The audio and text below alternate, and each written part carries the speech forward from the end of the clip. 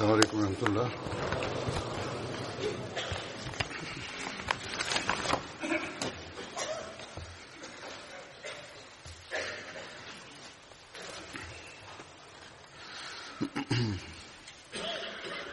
أشهد أن لا إله إلا الله وحده لا شريك له وأشهد أن محمدا عبده ورسوله أما بعد فأعوذ بالله من الشيطان الرجيم بسم الله الرحمن الرحيم الحمد لله رب العالمين الرحمن الرحيم مالك يوم الدين إياك نعبد وإياك نستعين اهدنا الصراط المستقيم صراط الذين أنعمت عليهم غير المغضوب عليهم ولا الضالين.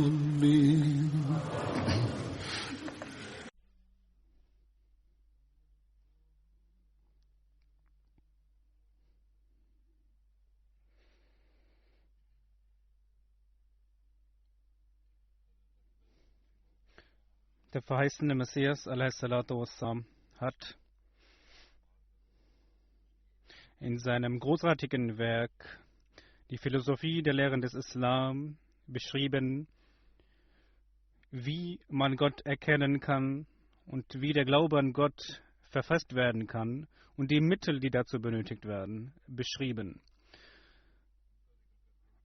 Und auch die Möglichkeiten, die Mittel, die Allah den Menschen gegeben hat, davon 8 beschrieben.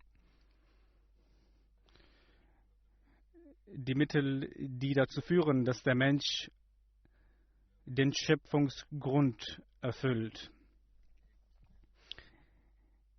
Heute werde ich über ein Mittel berichten und einen Absatz des verheißenen Messias a.s. vortragen, den der verheißene Messias als 5. Mittel beschrieben hat. Er sagt, das 5. Mittel, um Allah zu erreichen, ist die Anstrengung und die Opferbereitschaft. Das heißt, dass man sein Vermögen Allah opfert, sich sein Leben Allah hingibt, seine Fähigkeiten, sein Verstand einsetzt, um Allah zu erreichen, so wie Allah beschreibt, man sich anstrengen soll, wie es in dem Vers des Heiligen Korans beschrieben ist.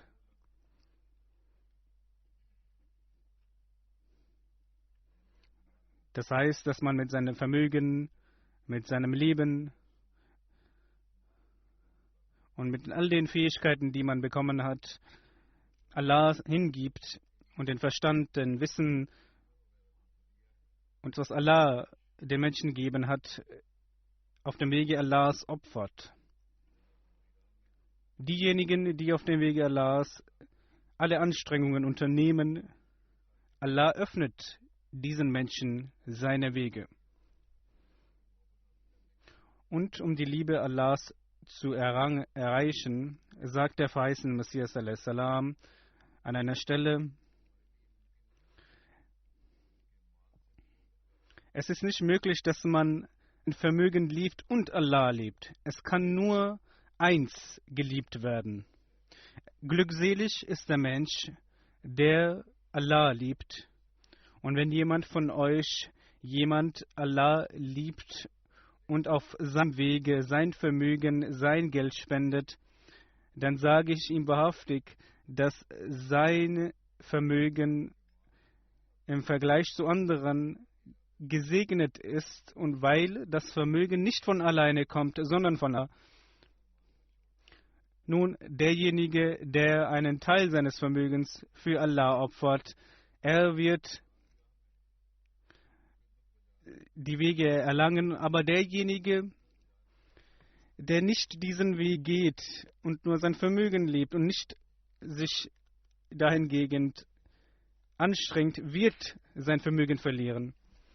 Und er sagt weiter, jeder von unserer Gemeinde, jede Person soll ein Versprechen abgeben, dass ich so und so viel an Spenden geben möchte.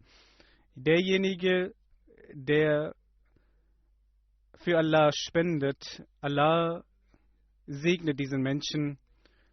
Und er sagt weiter, diejenigen, die neu dazugekommen sind, beziehungsweise die nicht diese Erkenntnis haben für die finanzielle Opferbereitschaft, für diese Menschen sollte man erklären und diese Thematik erläutern.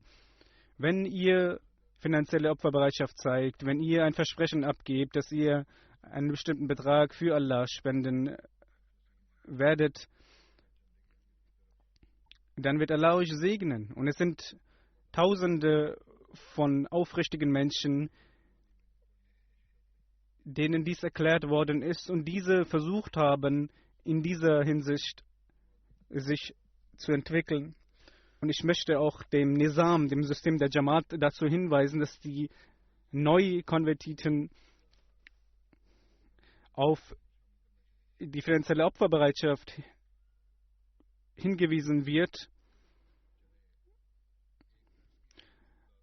Auch wenn jemand nur die Möglichkeit hat, 1 Cent zu opfern, sollte er nach seinen Fähigkeiten, nach seinen Möglichkeiten spenden. Bisweilen ist zu erkennen, dass einige, die viel besitzen,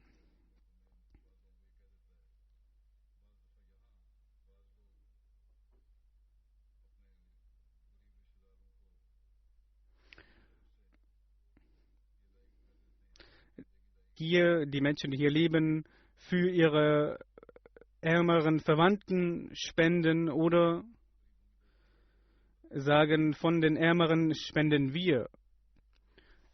Also sagt, ja, das ist eine fromme Tat, eine gute Tat, aber auch diese Menschen, für die Ärmeren ist es notwendig, dass sie nach ihren Möglichkeiten spenden. Es ist nicht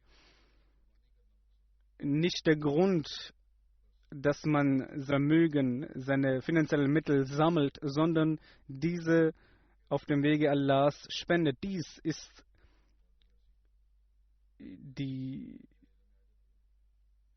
der Weg. Und ich habe gesehen, wenn ich die Berichte der finanziellen Opferbereitschaft sehe, dann sieht man, dass vor allem die ärmeren Menschen erwähnt werden, weil diese umso mehr diese Erkenntnis besitzen. Und ich beschreibe dies auch in den Freitagsansprachen. Und die Opferbereitschaft einiger, wenn man diese betrachtet, ist man erstaunt. Wenn jemand sehr viel besitzt, sehr viel Vermögen hat und davon einen Teil opfert, ist dies nicht eine außergewöhnliche Sache.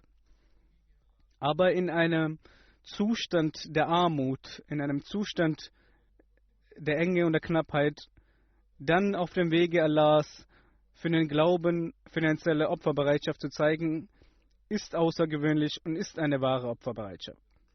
Und dies ist eine Möglichkeit, um die Nähe Allahs zu erreichen. In der Zeit des verheißenen Messias a.s. haben wir sehr viele Beispiele davon gesehen.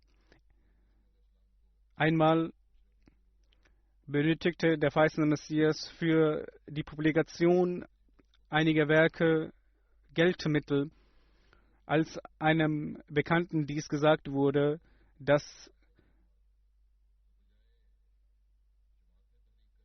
er der Jamaat dazu hinweisen soll, dass Mittel dazu gesammelt werden, hat dieser statt der Jamaat dies zu sagen, obwohl er nicht sehr viel besaß, selbst dafür gesorgt, dass diese Mittel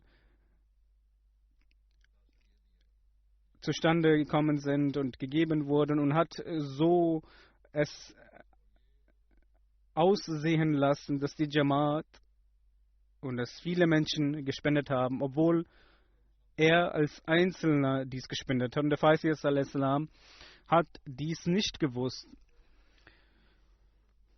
Es kam dann ans Licht, als der verheißene Messias eine Person von dieser Jamaat, eine andere Person, sich bedankte und sagte, dass eure Jamaat in einem Zustand der Notwendigkeit unterstützt hat und geholfen hat, aber daraufhin hat er erfahren, dass diese Opferbereitschaft nur von einer Person gekommen ist. Und die Menschen der Jamaat waren unzufrieden, waren wütend und sagten, warum wurde uns dies nicht gesagt? Weil wir auch hier uns beteiligen wollten. Diese Person hatte auch von seiner Frau verkauft und geopfert. Das war ein Freund von Munshi Zafar Sahib.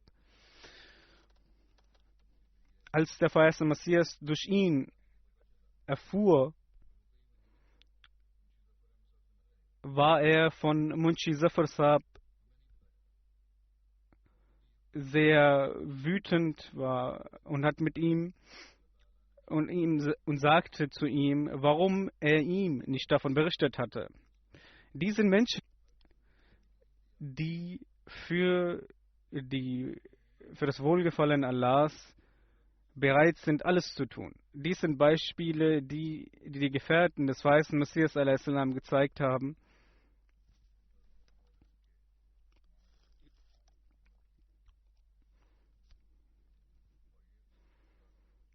Das ist nicht nur eine Sache, die in dieser Zeit geschehen ist, sondern ist auch heute zu erkennen. Sehen, dass Menschen für verschiedene Tahrikat spenden und auf sich Dinge aufbürden, um zu spenden. Aber Allah ist nicht jemand, der sich verschulden möchte, sondern gibt ihnen dies auf verschiedene Art und Weise zurück. Ich werde diese Ereignisse berichten, weil auch heute ich das neue Jahr des Waqf Jadid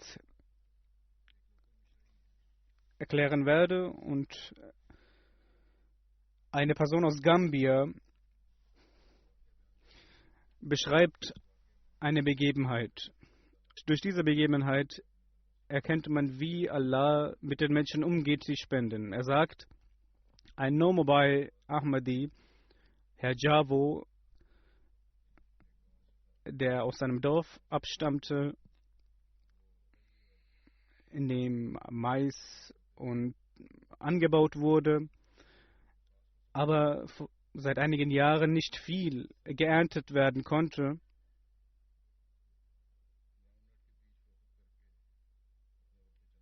Er hat Samen verkauft und dafür das Waqf Jadid Janda entrichtet. Dies waren ungefähr 780 Jolassi, damit Allah seine Arbeit nett und auch die Ernte bereichert wird. Und er sagt, dass er dadurch in dreifacher Höhe einen Profit erzielt hat, nachdem er dieses Janda gegeben hat und seine Ernte sehr gesegnet war. Im Norden Gambias gibt es ein Dorf. Ein weiterer Bekannter, ein Freund, Herr Usman, schreibt, er sagt, er hat im letzten Jahr versprochen, einen Eimer Mais für das Waqf Jadid zu spenden. Jemand, der reich ist, wohlhabend ist, kann 1500 Pfund geben und für ihn ist das nicht etwas Besonderes. Aber diese Menschen, die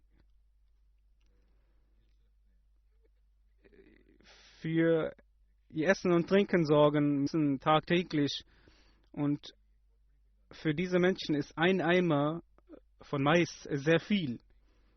Und er hat dies versprochen gehabt. Vielleicht bekommt man dies hier in diesem Land 5 bis 6 Pfund. Er sagt, im letzten Jahr war die Ernte nicht gut und der Profit war nicht sehr groß. Nichtsdestotrotz hat er sein Versprechen erfüllt.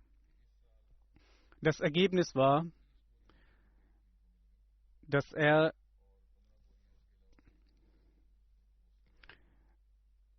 in großer Höhe seine Ernte stattgefunden hat und sehr viel erhalten hat. Im letzten Jahr hat er 15 Sack voll Ernte gehabt und in diesem Jahr wurde es erweitert, 30 bis 35. Allah gibt den Menschen, die auf seinem Wege spenden. Ein Muallim aus Kamerun beschreibt eine weitere Begebenheit von den Segnungen Allahs. Ein Nobabai, ein neuer Konfadit, als ihm auf das Gender hingewiesen wurde, auf das Gender für Jadid, hat er 2 Eimer Mais gespendet, und die sind kleine Opferbereitschaften, aber diese tun sie.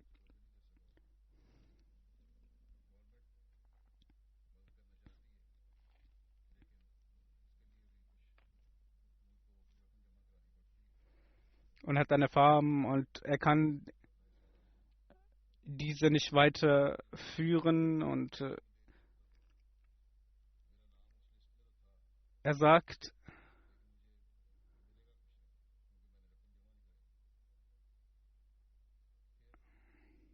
dass auch aufgrund seiner Arbeit er der Regierung einen Teil geben muss.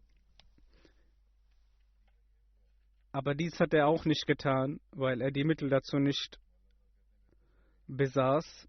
Und ihm wurde hingewiesen, er soll beten, er soll das Tahajjud-Gebet verrichten. Und er sagt in einigen Tagen, als er inbrünstig gebetet hat und sein Versprechen erfüllt hat,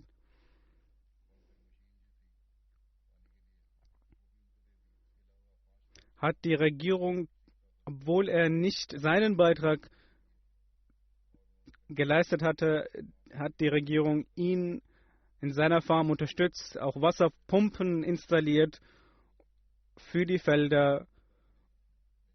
Und er sagt, eine kleine Bereitschaft auf dem Wege Allahs hat dazu geführt, dass ich solche Segnungen, solche große Segnungen erhalten habe in Indonesien. Schreibt Rabbi Silsna Nur Khair Sahib. Er sagt,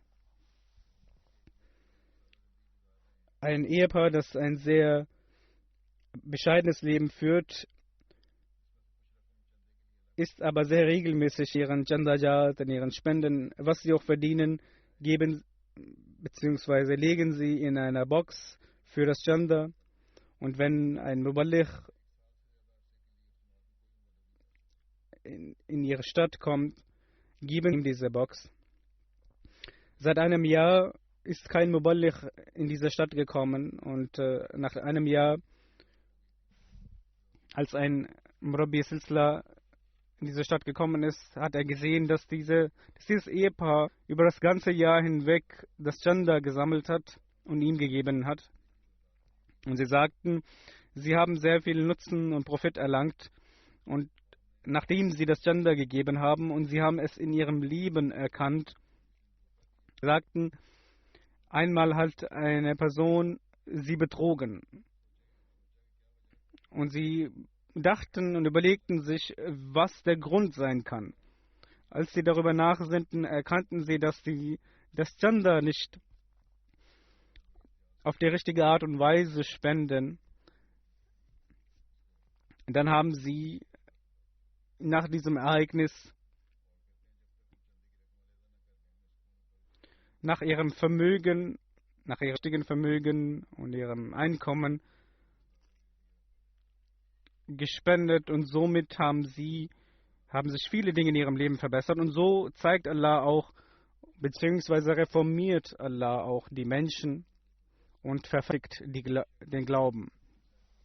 Herr Bashiruddin aus Indonesien, ein Murabi Silsila, sagt, eine Person hat das Chanda Waqf Jadid 500.000 Indonesien Rupien geschrieben.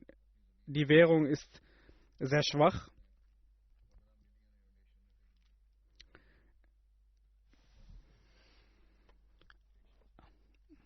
An einem Tag hat er ein Stück gekauft für 15 Millionen.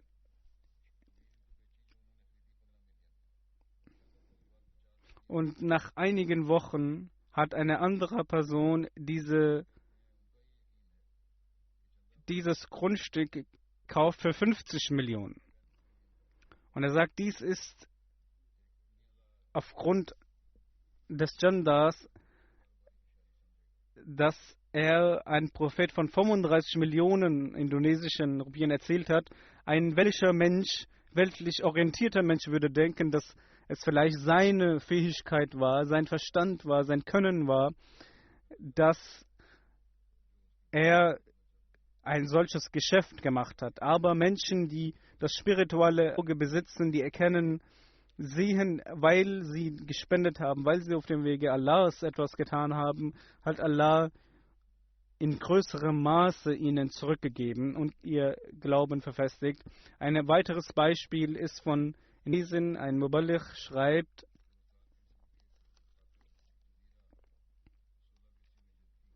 ein Ahmadi ist ausgewandert auf einer Insel in Sulawesi. Er hatte nicht viel, er besaß nicht viel und musste im Missionshaus übernachten. Er hat ein kleines Geschäft eröffnet, in dem er geangelt hat und Fische gefangen hat. Aber er war jemand, der nie von Spenden und finanzieller Opferbereitschaft zurückgetreten ist oder es verringert hat. Und nun hat sich seine finanzielle Lage sehr verbessert. Und er sagt, dies ist nur durch das Chanda geschehen. In Mali ist eine Person, die sagt, dass er sehr große Schwierigkeiten besaß, die Gebühren der Schule für sein Kind zu zahlen. Und er hat dies auch seinem Muballigh gesagt. Und der Muballigh sagte, spenden Sie auf dem Wege Allahs und Allah wird Sie segnen. Er hat das Chanda Waqf Jadid 200 Julassi entrichtet und er sagt, nach einer Woche, nachdem er das Chanda entrichtet hatte, hat er eine Stelle bekommen als Angestellter, in dem er in einer einfachen Art und Weise die Gebühren bezahlen konnte und auch andere Dinge sich leisten konnte. Und er beschreibt diese Begebenheit sehr oft seinen Bekannten, dass Allah ihn gesegnet hat aufgrund dieser Tat und sein Glaube verfestigt wurde und gefestigt wurde.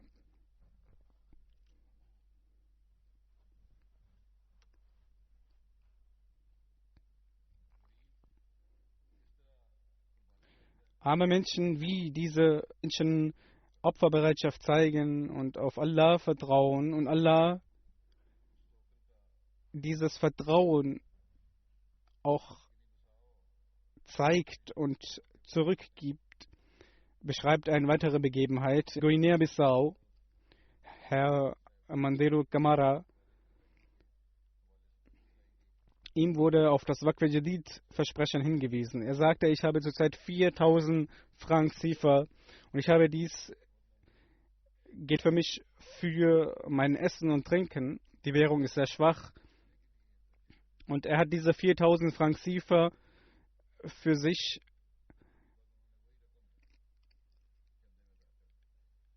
für seine Lebensmittel. Aber es heißt, dass er diese Summe gespendet hat und Essen und Trinken und für seine Lebensmittel aufgebrochen ist, um dafür etwas auszuleihen. Dass seine Tochter am nächsten Tag gekommen ist und 2, 3 Säcke an Lebensmittel und mit einem Geldbetrag gekommen ist und ihm das gegeben hat. Er denkt und er geht fest davon aus, dass durch seine Spende Allah ihm am nächsten Tag schon bereichert hat. Dies sind Menschen, die hungern und Opferbereitschaft bringen. Amir Saib aus Frankreich beschreibt eine weitere Begebenheit. Ein arabischer Freund aus Frankreich sagt, dass er im letzten Jahr die Freitagsansprache Waqf Jadid gehört hat von Huzur, in dem einige Beispiele beschrieben wurden und wie auch heute. Und er sagte, dies hat einen großen Eindruck hinterlassen. Er ist 46 Jahre alt. Er sagt, er war in großen finanziellen Nöten. Und ich hatte nie diese Situation zuvor gehabt. Auch die Bank haben mir eine Mahnung geschickt, dass ich ihr Geld zurückgeben möchte. Ich war verschuldet. In diesen Tagen fand das Ijlas-e-Am statt in meinem Halqa. Und in diesem Ijlas hat ein Freund von mir mir 20 Euro gegeben. Ich habe es in meiner Tasche gelegt. Vielleicht würden diese in den nächsten Tagen zu gebrauchen sein. Aber in diesem Ijlas wurde über Chanda gesprochen, über die Spenden gesprochen. Und ich habe diese 20 Euro sofort gespendet. In den nächsten Tagen habe ich einen Anruf von meiner Bank erhalten und ich dachte, es wäre eine negative Meldung, weil ich gewohnt war, negative Nachrichten zu erhalten. Aber die Bank teilte mir mit, dass eine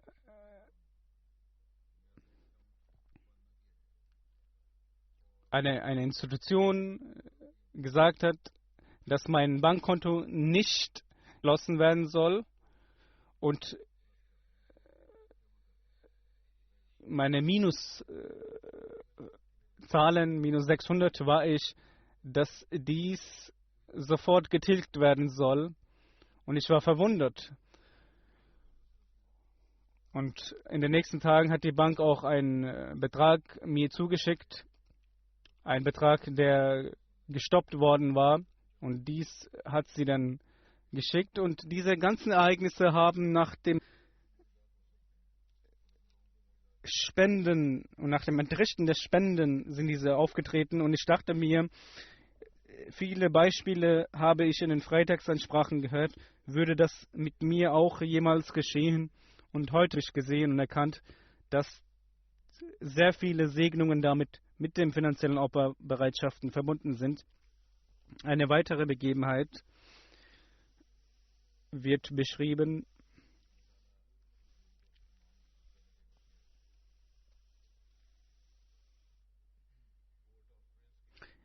Ein Neukonvertit in Port-au-Prince. Diese Beispiele sind von verschiedenen Orten, von Amerika, von Afrika, von Süden, vom Norden Europas. Und diese haben keine Verbindung zueinander, aber es sind sehr ähnliche Beispiele.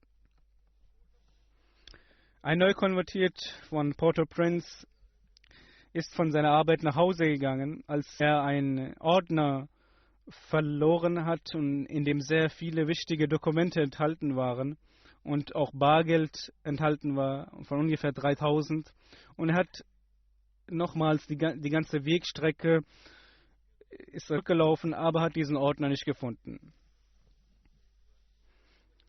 Er sagte zu sich, egal was passiert, werde ich mein Versprechen von Chanda entrichten. Und er hat schon genommen, um sein Versprechen zu erfüllen. Er sagt, an dem Tag, an dem er das Chanda entrichtet hat, bekam er am Abend einen Anruf.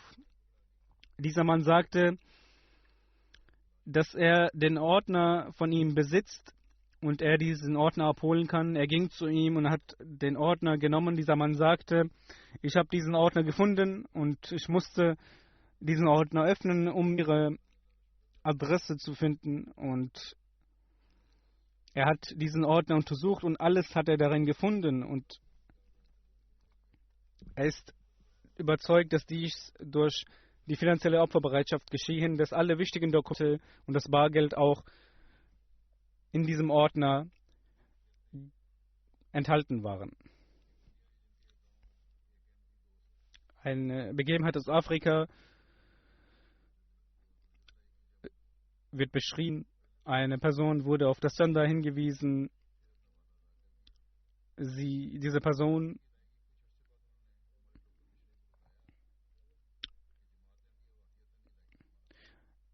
zuvorderst nicht entrichtet, aber danach das Versprechen vollständig entrichtet. Und er sagt nach einer Weile, dass er ist zur Zentrale gekommen und sagte, dass die Jamaat, die Gemeinde der Ahmadiyya, eine göttliche Gemeinde ist. Denn nachdem ich gespendet habe, sind Segnungen auf mich herabgeregnet. Er beschreibt seine Krankheit, dass ein Bein kürzer ist als das andere. Und er sagt, er hat dafür Geld gesammelt, um sich behandeln zu lassen. Und als der Muballigh jedoch auf das Chanda hingewiesen hat, dachte ich mir, dass ich diesmal das Chanda nicht zahle, sondern diese Behandlung vollziehe. Aber im anderen Moment dachte ich, dass ich doch mein Versprechen erfüllen sollte. Und er dachte sich, dass er das Versprechen erfüllt und er entrichtete seinen Betrag. Und er sagt, dass er einen Anruf erhielt, dass seine Operation vollkommen von der Regierung übernommen wird. Und dies ein Beispiel eines der Segnungen ist, die Allah den Menschen gibt, die finanzielle Opferbereitschaft zeigen. Und er ist vollkommen überzeugt. Und dies ist auch eine Wahrhaftigkeit und beweist auch die Wahrhaftigkeit des verheißenen Messias a.s. Eine weitere Begebenheit beschreibt eine Person, dass diese Person aufgrund einiger Sorgen und Nöte nicht vollkommen ihr Versprechen erfüllen konnte. Ein Bekannter hat diese Person darauf hingewiesen, aber in seinem Bankkonto war nicht eine solche Summe enthalten, die diese Person erfüllen kann und entrichten kann. Diese Person war sehr in Sorge. Und er dachte sich, dass er alles, was er in seinem Bankkonto besitzt, für das Versprechen entrichten sollte. Und er tat dies und er sagt, als er dies getan hat, hat er einen höheren Betrag in den nächsten Tagen auf sein Bankkonto überwiesen bekommen. Und dadurch konnte er nicht nur das vollständige Versprechen erfüllen, sondern auch für andere Dinge das Geld ausgeben. Er sagt, auf wundersame Art und Weise hat Allah ihm geholfen, weil er in Schwierigkeiten war für eine Operation seines Kindes und somit nicht vollständig das Versprechen erfüllen konnte, aber Allah hat ihn unterstützt und gesegnet. Von Indien wird eine Begebenheit beschrieben. Ein Dorf in Bengal, dass eine Person ein Geschäft besaß, das sehr gut gelaufen ist. Er hat jeden Tag das Geschäft geöffnet und hat jeden Tag, nachdem er das Geschäft geöffnet hat,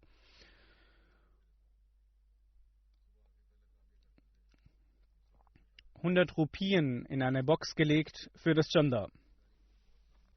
Er sagt, an einem Tag kamen sehr wenige Menschen für den Kauf in sein Geschäft und seine Ausgaben konnten nicht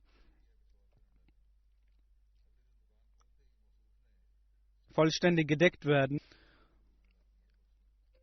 Am nächsten Tag hat er nichts in der Box gelegt.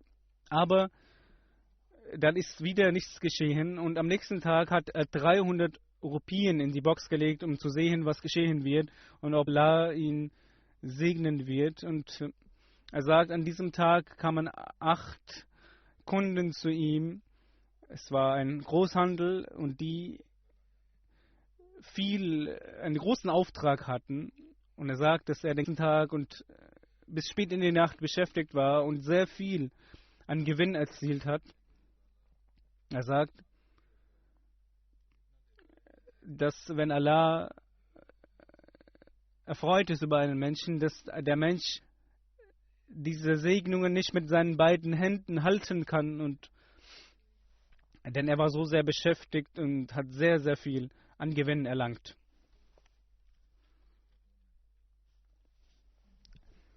Eine alte Frau namens Frau Maskuta,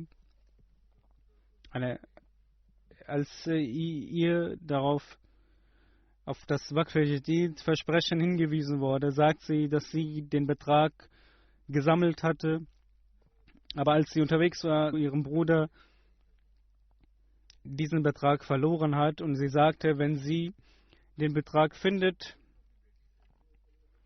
dass Chanda entrichten wird. Nachdem sie aber ihr Portemonnaie nicht fand, hat sie von ihrer Tochter Geld ausgeliehen, um ihr Versprechen zu erfüllen. Danach ist sie wieder aufgebrochen, um ihren Betrag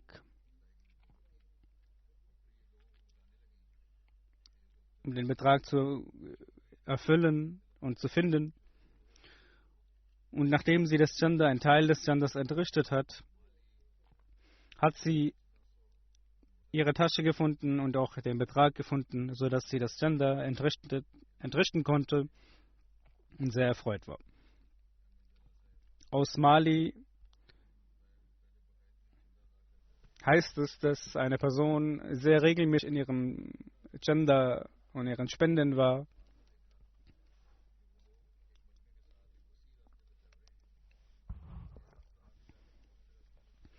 Aber aufgrund von einigen Schwierigkeiten nicht regelmäßig mehr spenden konnte. Er sah in einem Traum sehr viele Menschen, die den Weg gesucht haben. In diesem Traum hat er eine Person gesehen, die ihm den Weg zeigte und ihn zum Ziel geführt hat. Und ein älterer Herr sagte zu ihm in diesem Traum, dass diese Person gekommen ist aufgrund des Chandas, aufgrund seines Spendens, dass ihm der Weg gezeigt wurde. Nachdem er diesen Traum hatte, entschloss er sich, dass er, egal was komme, das Chanda entrichten wird. In einem Dorf wurde über Chanda hingewiesen. Eine Frau, die Bananen verkauft hat, hat sich selbst in die Liste des Chandas angemeldet und auch ihre Familie. Und am nächsten Tag hat sie 5000 Schilling an Chanda gezahlt. Das sind Menschen, über die auch der Messias gesprochen hat, dass man erstaunt ist, wie diese Menschen spenden. Und wenn man darauf hinweist, auf außergewöhnliche Art und Weise eine Opferbereitschaft zeigen. In Tansania heißt es, dass die Ahmadis sehr regelmäßig in ihrer finanziellen Opferbereitschaft sind, obwohl nicht viele gut Fakt sind. Eine Person, die Zeitungen verkauft, ist sehr regelmäßig in ihrem Gender und sagte, dass er jetzt regelmäßig eine Tasse Chai, eine Tasse Tee nicht mehr trinken wird, um dafür zu sparen und das Gender zu entrechten. Nun, das sind Menschen, die diese Opferbereitschaft zeigen und um ihr Gender zu erfüllen. Der Amir aus Tansania schreibt weiter, dass in einer Region, Namara, dass in dieser Region eine Person vor dem Ende des Waqf-e-Jadid-Jahres das Gender entrichten, aber jedoch in diesem Jahr aufgrund von Schwierigkeiten und finanziellen Engpässen diese Person nicht vollständig das Gender entrichten konnte.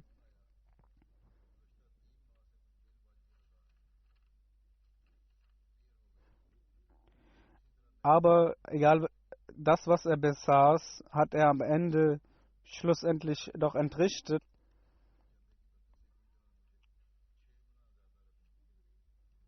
Und daraufhin hat er eine Nachricht erhalten, dass die Rechnungen, die seit 3 Monaten offen sind,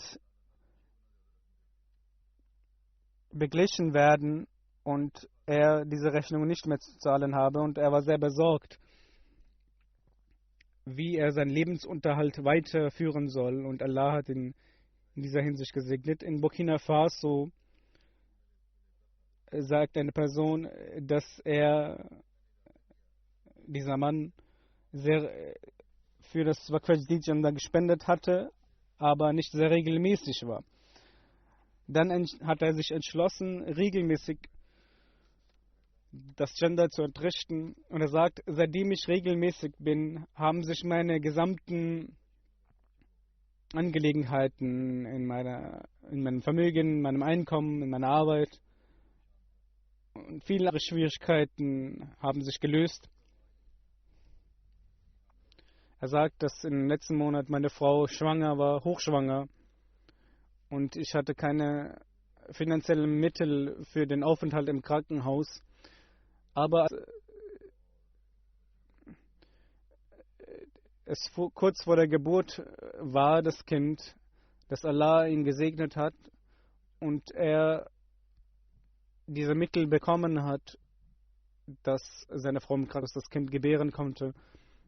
Und er denkt und er ist überzeugt, dass Allah ihn aufgrund seines Spendens diese Segnungen zuteil werden ließ. Ein Muballigh aus Russland schreibt, Herr Kodayan, dass ein Armenier, der in Russland lebt, dass er aufgrund langen Studiums die Ahmadiyyat angenommen hat und ihm wurde auf das System des Spendens hingewiesen und es wurde ihm erläutert und erklärt und er hat begonnen, regelmäßig das Gender zu entrichten und er ist sehr viel auch unterwegs aufgrund seiner Arbeit in andere Länder und er hat sofort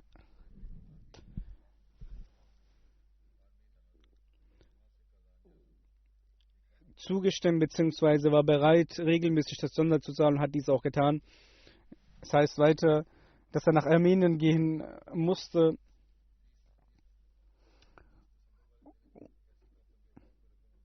und er besorgt war, weil er aufgrund einer wichtigen Sache nicht nach Armenien gehen konnte, weil er die finanziellen Mittel nicht besaß.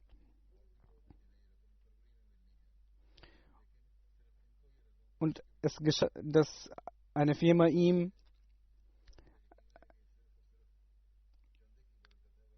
das Geld das er im Monat Februar erhalten sollte, schon vorher überwiesen hat. Und viele andere Menschen gehörten auch unter den Kunden und diese, beziehungsweise zu denjenigen, die das Geld überwiesen bekommen sollten, aber diese haben nicht zuvor das Geld erhalten, sondern werden es im Februar erhalten, und er hat es einige Monate vorher erhalten und konnte diese Reise unternehmen, und er ist überzeugt, dass dies durch das Entrichten des Chandas geschehen ist.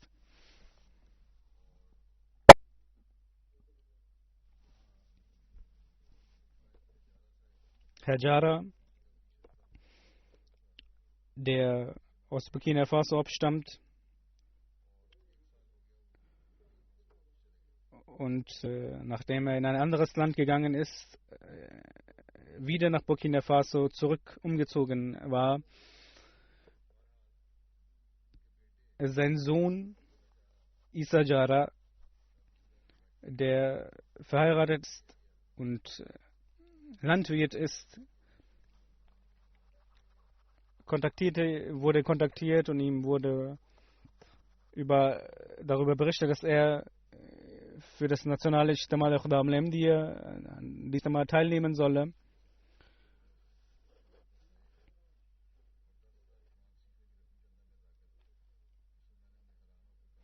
Nun, es heißt weiter, dass Issa Jara, diese Person, gekommen ist im Monat Dezember vor dem Jalsa Salana und 10.000 Franksiefer gegeben hat, und dies war außergewöhnlich für ihn und sehr viel, weil er nicht so viel besaß. Und er sagte, dass seitdem ich das Gender regelmäßig entrichte, hat Allah mich sehr gesegnet. Und ich habe auch in einem Traum den verheißenen Messias gesehen. Und ich werde stets das Gender regelmäßig entrichten. Aus Indien schreibt ein Inspektor Waqf Jadid, er sagt, ein 12-jähriges Mädchen zahlt seit einigen Jahren das Waqf Jadid Gender, und in einer Tüte sammelt dieses Mädchen das Gender. Sie kann weder sprechen und noch hören, aber nachdem sie die Menschen sieht, die spenden, ist sie auch bereit, voller Freude finanzielle Opferbereitschaft zu zeigen. In Libere wurde in einem Dorf auf das Gender hingewiesen, und in diesem Moment haben sehr viele Menschen begonnen, das Gender zu entrichten. 2 junge Personen sind aus dieser Versammlung gegangen und sind nach einiger Zeit wieder zurückgekommen und haben 20 Liberian Dollar gegeben. Und der sagt, eigentlich entrichten die Eltern das Gender ihrer Kinder, aber diese Kinder sagten, wir haben davon erfahren, dass der Khalifa der Zeit möchte, dass auch die Kinder selbst spenden sollen. Und deshalb haben wir es für nötig gehalten, dies zu tun. Nun, diese Menschen, die den Khalifen noch nie womöglich gesehen haben, aber davon erfahren haben, und nur Allah kann solche Aufrichtigkeit und Treue in ihnen verankern. Möge Allah weiterhin diese Treue und Aufrichtigkeit erweitern und sie dahingehend bereichern. Menschen, jung oder alt, diese Menschen kennen es und erkennen, dass durch diese Taten Segnungen verbunden sind. Diese Menschen sind, die aufgrund der Anweisung des heiligen Propheten, beziehungsweise durch die Aussage des heiligen Propheten, sallallahu alaihi wasallam, auf dem Wege Allahs spenden, und diese Menschen sind, die sehr auf diese Art und Weise Treue und Aufrichtigkeit zeigen. Nun werde ich das neue Jahr, das Waqf Jadid, erklären. Das 62. Jahr ist geendet und ab Januar beginnt das neue Jahr, hat das neue Jahr begonnen.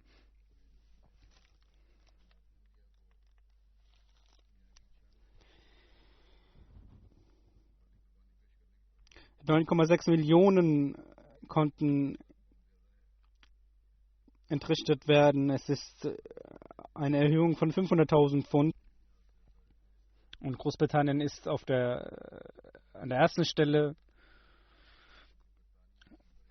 Nummer 1 Großbritannien, zweitens Pakistan, dritte Position Deutschland, Amerika, Kanada und Indien und Australien, Indonesien und zwei Jamaats aus dem mittleren Nahen Osten. Und Amir Saab aus Großbritannien hat gesagt, dass sie diese Position erreichen werden und sie haben es geschafft. Und die 10 größten Jamaats, die eine große Erhöhung erhalten haben, sind Indonesien, Deutschland, Großbritannien, Indien, Kanada, Großbritannien, Pakistan.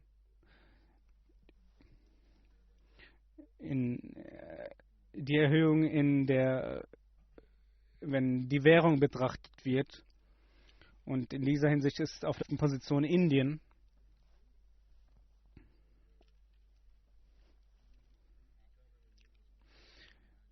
In Afrika sind die Jamaats erstens Ghana, Nummer 2 Nigeria, Nummer 3 Burkina Faso, Nummer 4 Tansania, Nummer 5 Benin, 6. Stelle Gambia, 7. 8. Mali und 9. Sierra Leone und 10. Kongo-Kinshasa. Die Teilnehmer sind erhöht worden und die Anzahl der Waqf Jadid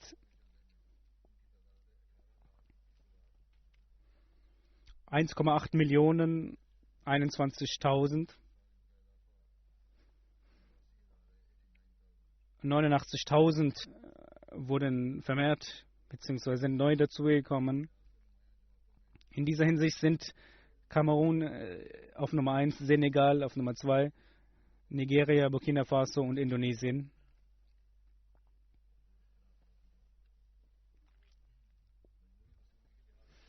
Von den Gesamteinnahmen sind die ersten 10 Jamaats aus Großbritannien, Islamabad, Aldershot, Nummer 3 Wester Park, Birmingham South, Masjid Fazal, Putney, Gillingham, Morden, Birmingham West und Oslo Nord. Von den Regionen Baitul Futur Region, Masjid Fazal Region, Midlands Region, Islamabad Region und Baitul Ehsan Region. Von Daftar Itfal sind die ersten 10 Jamaat, Wolverhampton, Putney, Islamabad, Mitcham Park, Cheam, Whiting Park, Easter Park. Von Pakistan die ersten 3 Jamaats ist erstens Lahore, Rabwa und Karachi. Die Währung in Pakistan ist sehr schwach, deshalb sind sie nach hinten bzw. haben Position verloren. Aber sie wären an erster Stelle, wenn die Währung nicht schwach geworden wäre. Es ist nicht eine großartige Leistung von Großbritannien in dieser Hinsicht.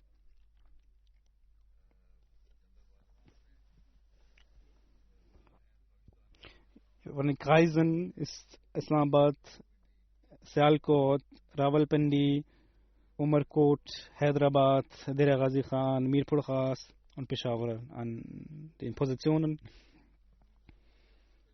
Die ersten 10 Jamaats in Gesamteinnahmen ist Lahore Township, Daruzikr Lahore, Gul Iqbal Karachi, Rawalpindi, Azizabad Karachi, Gulshan Jame Karachi und Delicate Lahore. In jeglicher Hinsicht ist die Situation in Pakistan sehr schlecht, aber die Opferbereitschaft ist dennoch sehr hoch. In Daftar Itfal sind die ersten 3 Jamaats Lahore, Karachi und Rabwa. Die Regionen sind folgendermaßen: Sialkot, Gujranwala, Sargodha, Hyderabad, Dera Ghazi Khan, Sheikhupura, Meerpur Khas, Umarkot, Okara und Peshawar. Die 5 lokalen Jamaats in Deutschland an erster Stelle sind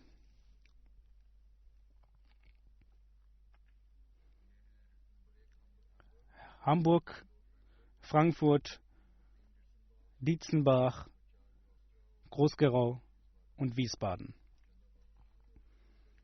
Die ersten 10 Jamaats: Neuss, Bildermark, Nidda, Mahdiabad, Rüdesheim, Friedberg, Bensheim, Langen, Koblenz, Hanau und Pinneberg.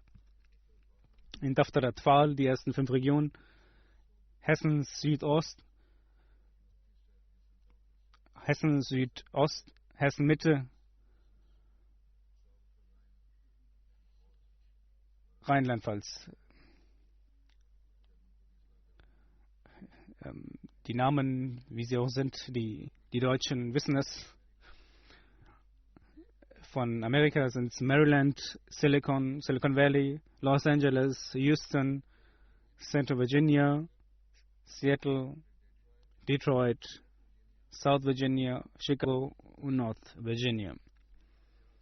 Von den Gesamteinnahmen sind Vaughan, Calgary aus Kanada, Calgary, Mississauga und von den großen Jamaats Durham, Bedford, Birmingham West, Hamilton Mountain, Ottawa East, Ottawa West, Herriday, Winnipeg und von Daftar Atfal, von der Phase Atfal, Vaughan, Calgary, Peace Village, Brampton West und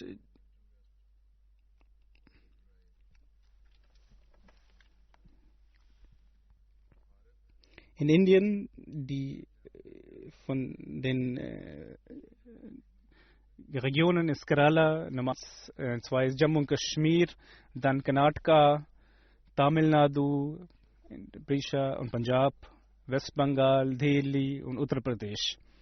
Und von den Jamaats Patta, Paryam, Qadian auf Nummer 2, Hyderabad, Calicut, Bangalore, Kolkata, Kilarai, Paimgadi. Von Australien die ersten 10 Jamaats sind Melbourne, Vaughan, Castle Hill, Melbourne Brook, Marsden Park, Adelaide South,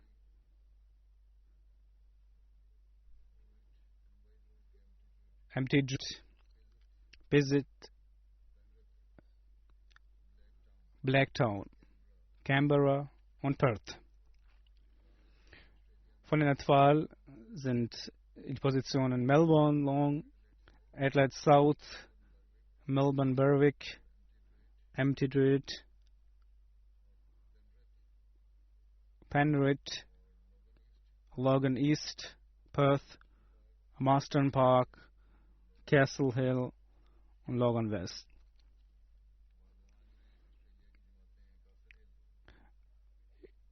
Von Erwachsenen die Jamaats in Australien: Long-On, Melbourne, Mt Druitt, Blacktown, Adelaide South, Penrith, Canberra, Perth. Auch in Australien hat ein Feuer das Land erschüttert. Möge Allah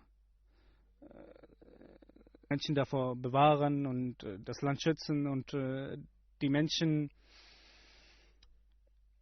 dazu führen, dass sie Gott erkennen. Und die Ahmadis sind trotzdem in der Lage, beziehungsweise haben trotzdem große finanzielle Opferbereitschaft gezeigt. Und die Zustände in Pakistan sind sehr schlecht. Deshalb ist auch die Währung sehr schwach. Deshalb ist auch die Position nach unten gegangen. Aber sie sind dennoch in sehr hoher Hinsicht bereit, finanzielle Opferbereitschaft zu zeigen. Und auch die politischen Zustände sind sehr schlecht. Und auch in dieser Region sind sehr viele Unstimmigkeiten, Zwist zwischen Pakistan und Indien im Gange. Und auch in Indien, wenn man die Nachrichten verfolgt, ist sehr schlecht. Wenn man die ganze Welt betrachtet, erkennt man und sieht, dass die Menschen die Zerstörung herbeirufen, wenn wir die Länder im mittleren Nahen Osten betrachten und die Zustände in Bezug auf Amerika. Nun,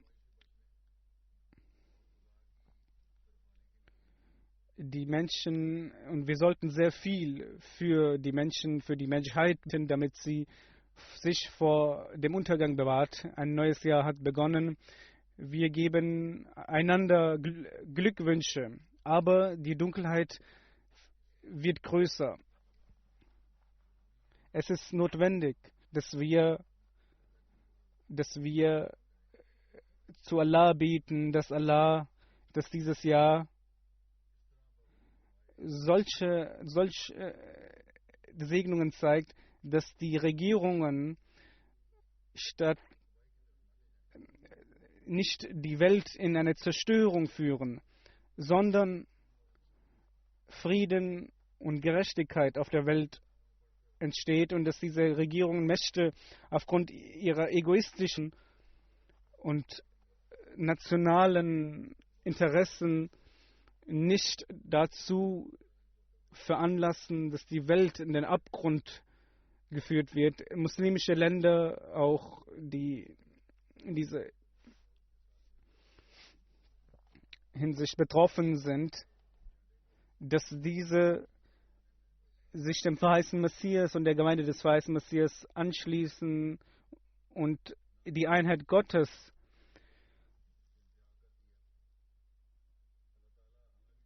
hervorrufen bzw. zeigen und nicht in eine noch größere Gegnerschaft vertiefen, und dass wir auch und Allah uns die Möglichkeit gibt, dass wir umso größer die Erwartung des verheißenen Messias erfüllen und dass wir die Flagge des verheißenen Messias hissen und die Menschen auch dahingehend rufen, dass wir all unsere Fähigkeiten, all unsere Kräfte bündeln und in dieser Hinsicht arbeiten. Und wenn wir nicht mit diesem Gedanken beten und nicht in dieser Hinsicht arbeiten, wenn wir nicht mit diesen Gedanken und Gebeten in das neue Jahr gegangen sind, dann sind unsere Glückwünsche nichts wert. Der wahre Glückwunsch und der wahre segensreiche Glückwünsche für das neue Jahr sollte jeder Ahmadi diese wahren Dinge erkennen, sei er jung oder alt, und jeder sollte seine Fähigkeiten einsetzen, um diesen Weg, um dieses Ziel zu erreichen. Und in den Gebeten muss eine Inbrunst entstehen, eine besondere Zustand muss entstehen, damit die Segnungen Allahs auch erlangt werden können. Möge Allah uns dazu befähigen.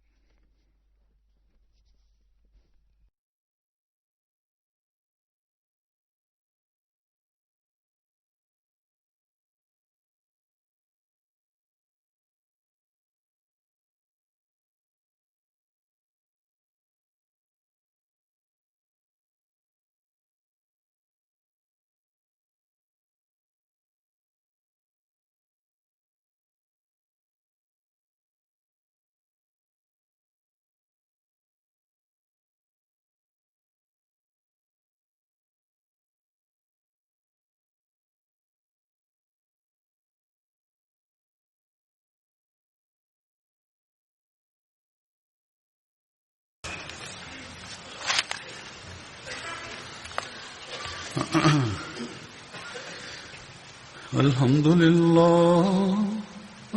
لله نحمده ونستعينه ونستغفره ونؤمن به ونتوكل عليه ونعوذ بالله من شرور أنفسنا ومن سيئات أعمالنا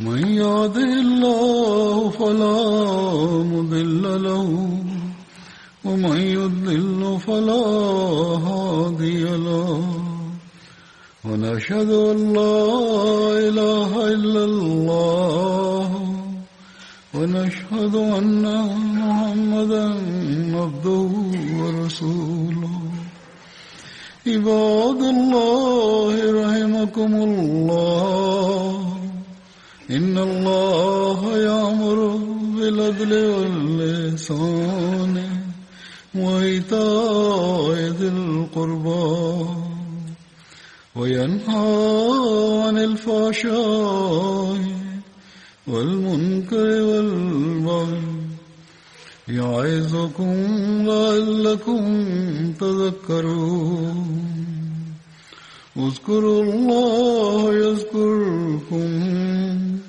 وادعوه يستجب لكم ولذكر الله أكبر